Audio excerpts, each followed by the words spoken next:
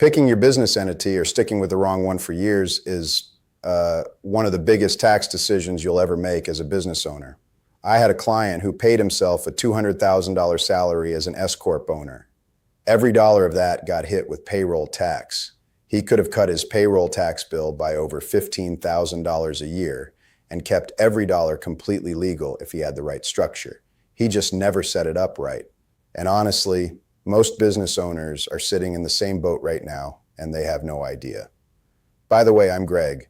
I spent years as an accountant before becoming an entrepreneur. And on this channel, I break down money, business, and wealth building strategies without all the Wall Street jargon. In this video, you're going to learn exactly how LLCs, S-Corp, and C-Corp get taxed differently, and which one actually saves you the most money depending on where you're at. I'm going to walk you through real math so you can actually see what each structure costs you and saves you. Let's start with the LLC because this is where almost everybody begins. Here's the thing nobody tells you up front. An LLC is not actually a tax structure, it's a legal structure. From the IRS's perspective, a single member LLC is invisible. It just gets taxed like a sole proprietorship by default. So what does that actually mean for your wallet? Every dollar of profit your business makes flows straight through to your personal tax return. And on top of regular income tax, you're paying self-employment tax on all of it.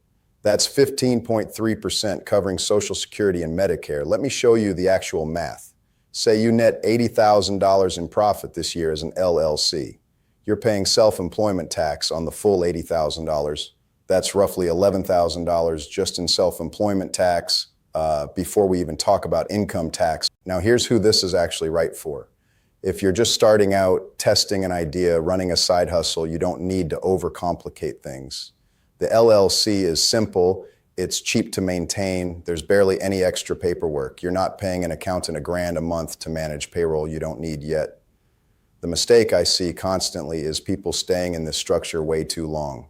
Once your profit starts climbing, that flat 15.3% on everything starts costing you real money. And that's exactly where the S-Corp conversation begins. Here's where it gets interesting. An S-Corp is not a different type of business entity. You're still an LLC or a corporation legally. What changes is how the IRS taxes you. You elect S-Corp status on top of your existing structure. The entire game with an S-Corp comes down to one thing, splitting your income into two buckets, salary and distributions. You pay yourself a reasonable salary as an employee of your own company, and that gets hit with payroll tax. But anything left over, the distributions, that part skips self-employment tax completely. Let me run the math at $80,000 in profit. Say you pay yourself a reasonable salary of $40,000 and take the remaining $40,000 as a distribution. You're only paying that 15.3% payroll tax on the $40,000 salary, not the full $80,000. That's a savings of roughly $6,000 compared to the straight LLC. Now let's bump it up to $150,000 in profit because this is where it really shines. Say your reasonable salary is $70,000 and you take $80,000 as a distribution.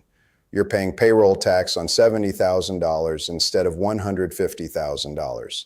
That's a savings north of $12,000 a year just from the election itself. But there's a catch. The IRS is not dumb. They watch for people paying themselves a tiny salary and taking huge distributions just to dodge payroll tax.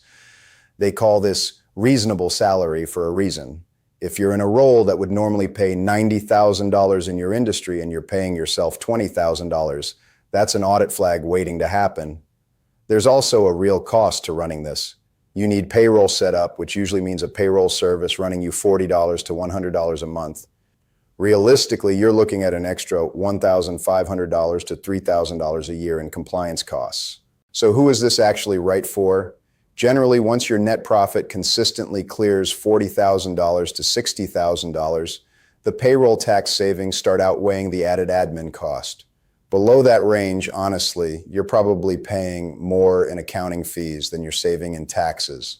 I've seen people make that mistake, and it is not cheap to unwind. Now let's talk about the one most small business owners should leave alone, at least for tax reasons. The C-Corp is a completely separate taxable entity from you. It pays its own taxes at the corporate rate, which has been a flat 21% since the 2017 tax reform. Sounds great so far, right? 21% flat instead of your personal income tax bracket. Here's the catch nobody mentions. Double taxation. The corporation pays 21% on its profits. Then, if you want that money in your pocket as a dividend, you pay tax on it again, personally, on top of that. So if your corporation earns $100,000 and pays $21,000 in corporate tax, then pays the remaining $79,000 out to you as a dividend, you're getting taxed on that $79,000 again at your personal dividend rate. For most small business owners just trying to pay themselves and live their life, that's a worse deal than an LLC or S-Corp. So who is the C-Corp actually right for?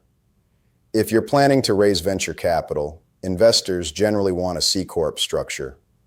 If you're reinvesting most of your profits back into the business instead of pulling money out, that flat 21% on retained earnings can actually work in your favor. And if you want to offer fringe benefits like fully deductible health insurance for yourself as an employee, the C-Corp has advantages here that LLCs and S-Corp don't.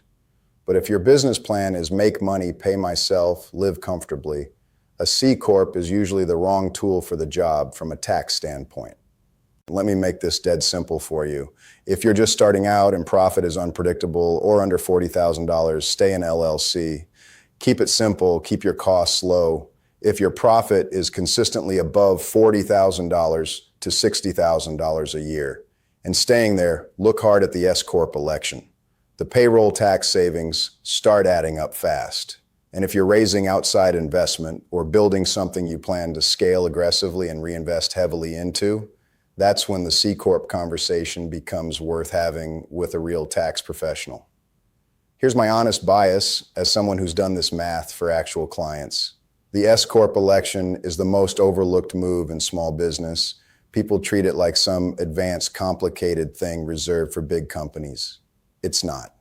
If you're profitable and you're still filing as a straight LLC, you are very likely leaving thousands of dollars on the table every single year for no reason other than nobody walked you through it. And this is not a set it and forget it decision either. Your business changes, your profit changes, and your entity choice should get revisited every year or two, not picked once when you started and never touched again. If this video was helpful, hit the like button, takes 2 seconds, and it helps more people find this video. There's a lot more coming on this channel. So stick around, subscribe if you haven't, and I'll see you in the next one.